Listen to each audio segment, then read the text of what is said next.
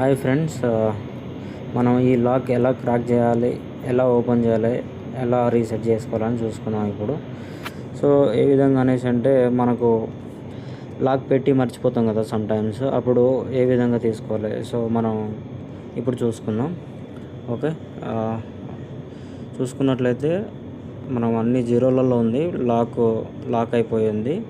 Okay, మనం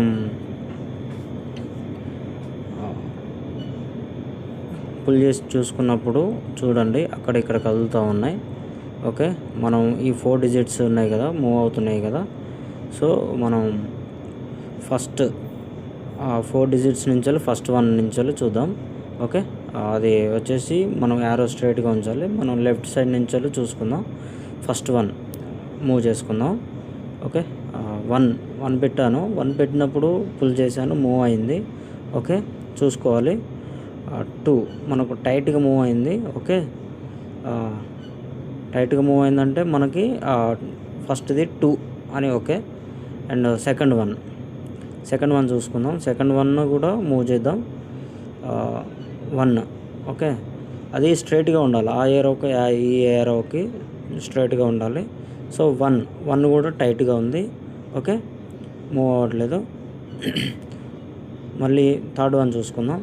third 1 చూసుకున్నట్లయితే move చేసుకుందాం. 1 ఓకే, మూవ్ అవుతుంది. మధ్యలో చూసుకున్నట్లయితే దీనికి గ్యాప్ అవుతుంది. సో థర్డ్ 1 2 పెట్టాను. 2 పెట్టుకున్నప్పుడు కూడా మనకు అది స్టక్ అయిపోయింది. ఓకే, అంటే థర్డ్ 1 2.